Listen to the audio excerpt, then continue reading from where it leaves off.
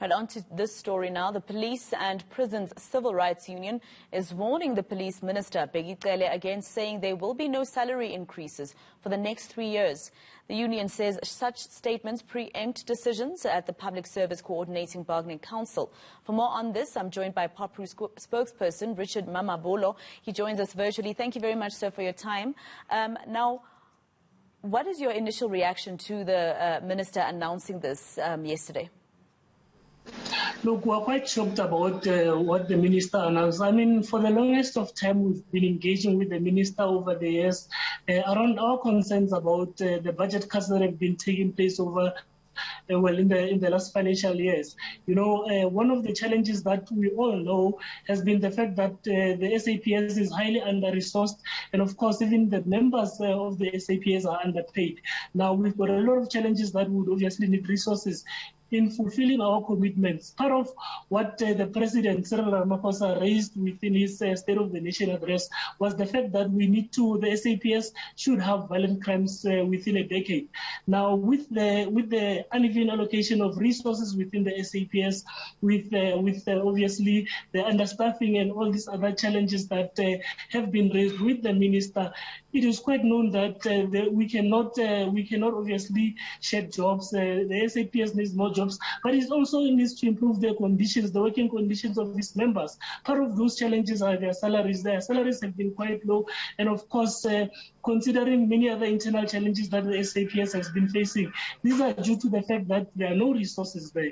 So we were quite shocked that the minister would announce to the National Council of Provinces about this, because he makes it seem like a foregone conclusion.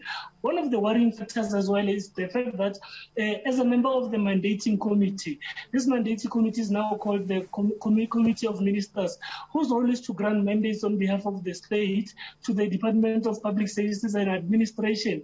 Cele is a member of this mandating committee. So the fact that he's preempting that workers will not get money gives an impression that already while we are busy with negotiations, we're going into those negotiations to negotiate with people in bad faith, clearly, because one of the members of already saying that police are not going to get their salaries. Now, there's also a process in the public sector's coordinating bargaining council where salaries are being negotiated. You remember that government gave an offer of 0% in the past 2 months.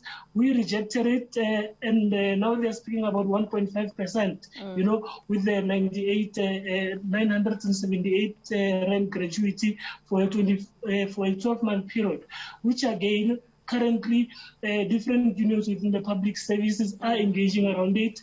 And as much as Popcru has rejected it, of course,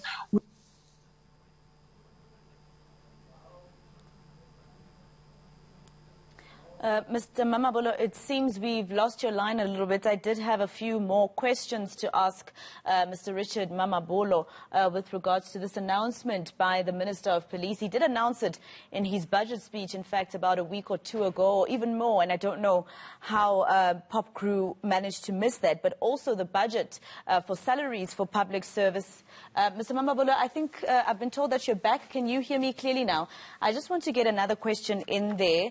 I know you were still explaining in terms of the 1.5 and the 22 billion rand that you were offered at the bargaining council, but I just want to go back to the salaries. The fact that the minister, in his budget speech about 3 weeks ago or more, announced this salary increase freeze. So I don't know if we missed it and why we're reacting to that only after yesterday, but also the fact that every public servant, the budget for a public servant's salary comes from the Department of Public Service and Administration. So shouldn't your fight be pointed to that, Minister Senzo Mchunu?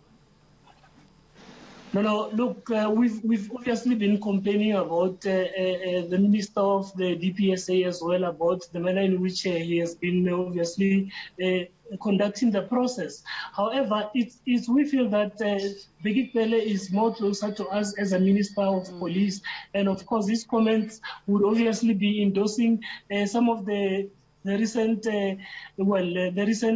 activities that have been conducted, which are not in the interest of workers, of course. So we obviously have been speaking about that. But it's more worrying when you have a person who's responsible for the department we organize in, and who, of course, has been part of this committee of ministers. And of course, we know that they do not share our interest. They do not share our interest. And of course, the fact that they are planning on ensuring that members' living conditions do not change, it's a worrying factor. So this is the basis why we are arguing this point. And of course, Cele could have obviously had the platform. He always has a platform to engage with us. It was unnecessary for him to go and preempt when there are still measures that are currently taking place in discussions. All right, so how far are we with those discussions? I know that the 1.5% that you've been offered, you have basically rejected. So does this mean we're deadlocked now? We were seeking mandates from our members. I think the whole week up until yesterday, there was a mandate-seeking process, not only from Popcru, but other unions as well. And what will happen is that during the course of the week or the weekend, we'll be consolidating the mandate, and certain proposals will be put forth to the state. And hopefully, sooner than later, we will obviously find each other. All right. Richard Mamabolo, thank you very much for your time and insights. He is, of course, Popcru spokesperson, very upset about the decision not to increase the salaries of police officers for the next 3 years.